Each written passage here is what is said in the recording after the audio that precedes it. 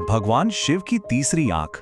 इसका नाम सुनते ही मन में एक अजीब सी शक्ति और रहस्य का एहसास होता है ना? ये हमेशा से ही एक बड़ी जिज्ञासा का विषय रही है। तो चलिए आज कोशिश करते हैं इसके पीछे छिपे रहस्यों को परत दर परत खोलने की। अक्सर जब भी हम तीसरी आंख के बारे में सोचते हैं तो दिमाग में सबसे पहले क्या आता है? विनाश, गुस्सा, प्रलय, यही सब, राइट? पर सवाल यह है कि क्या इसकी कहानी बस इतनी सी है या फिर इसके पीछे कोई और गहरा, कोई आध्यात्मिक मतलब भी है? आज इसी सवाल का जवाब ढूंढेंगे। तो इस गुत्थी को सुलझाने की शुरुआत करते हैं भगवान शिव के एक बहुत ही प्रसिद्ध नाम से, त्रिनेत्रधारी, मतलब तीन आंखों वाले। लेकिन इन तीन आंखों का आखिर मतलब क्या है? चलिए इसे समझते हैं। अच्छा, इसको ऐसे समझिए, भगवान शिव की जो दो आंखें हैं वो तो ठीक हमारी आंखों की तरह बाहरी फिजिकल दुनिया को देखती हैं, है ना? लेकिन उनके माथे पर जो ये तीसरी आंख है वो कुछ और ही है। ये है दिव्य ज्ञान की आंख। मतलब ये वो आंख है जो फिजिकल दुनिया के पार देख सकती है, अंदर के सच को, ब्रह्मांड की असल ऊर्जा को महसूस कर सकती है। लेकिन बात यहीं खत्म नहीं होती। इस तीसरी आंख की शक्ति के ना दो पहलू हैं। एक पहलू जब ये बंद होती है और दूसरा जब ये खुलती है। और मजे की बात यह है कि इन दोनों ही हालतों का पूरे ब्रह्मांड पर बहुत गहरा, बहुत ही ज्यादा गहरा असर पड़ता है। तो जब तक शिव की तीसरी आंख बंद है, समझिए सब कुछ शांत है, वो गहरे ध्यान में है और पूरे ब्रह्मांड में एक सुकून, एक संतुलन बना हुआ है। लेकिन जिस पल ये आंख खुलती है उससे निकलती है एक ऐसी जबरदस्त आग, एक ऐसी ऊर्जा जो किसी भी चीज को, किसी को भी पल भर में खाक कर सकती है। सोचिए, एक ही शक्ति के दो रूप, शांति और विनाश, कितना अद्भुत संतुलन है ये।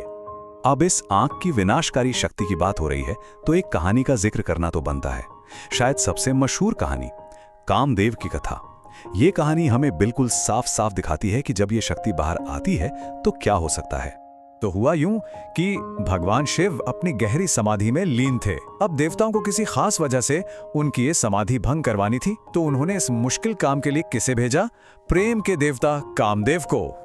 और फिर वही हुआ, कामदेव ने अपना प्रेम बाण चलाया, भगवान शिव की समाधि टूट गई। इस रुकावट से महादेव को क्रोध आ गया और बस उसी पल उनकी तीसरी आंख खुल गई और उस आंख से जो दिव्य अग्नि निकली उसने कामदेव को एक क्षण में जलाकर राख कर दिया। ये घटना शायद इस आंख की असीम शक्ति का सबसे बड़ा सबूत है। तो क्या मान लें कि इस आंख का काम सिर्फ और सिर्फ विनाश करना है? क्या कामदेव को भस्म करने के पीछे कोई और मतलब नहीं था? शायद था। चलिए अब इस कहानी के पर्दे के पीछे झांकते हैं और इसके असली आध्यात्मिक मतलब को समझने की कोशिश करते हैं। और देखिए, यही सबसे जरूरी बात है। ये आंख सिर्फ बाहरी चीजों को नष्ट करने का कोई हथियार नहीं है। आध्यात्मिक रूप से ये ज्ञान की आंख है। इसका असली काम है अज्ञान को, हमारे अंदर के अहंकार को और अन्याय को जलाकर खत्म करना, ताकि जो परम सत्य है वो सामने आ सके। तो कामदेव का भस्म होना असल में वासना और मोह पर ज्ञान की जीत का एक प्रतीक था। तो कुल मिलाकर हम क्या देखते हैं कि ये तीसरी आंख विनाश और ज्ञान, इन दो बिल्कुल अलग सिरों को एक साथ जोड़ती है। और पता है, इसी में हम सबके लिए एक बहुत बहुत महत्वपूर्ण सबक छिपा हुआ है। तो क्या है वो सबक? पहली बात कि अगर हमें आत्मिक रूप से आगे बढ़ना है तो अपने अंदर की अज्ञानता को खत्म करना ही होगा।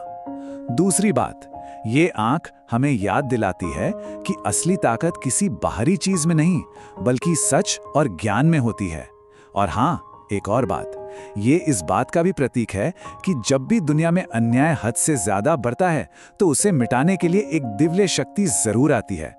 तो अगली बार जब भी भगवान शिव की तीसरी आंख का चित्र या ख्याल मन में आए तो बस ये याद रखिएगा कि ये सिर्फ विनाश की निशानी नहीं है, ये ज्ञान की, जागृति की और इस ब्रह्मांड की उस सबसे बड़ी शक्ति की निशानी है जिसका काम ही है अंधकार को मिटाकर सत्य का उजाला फैलाना।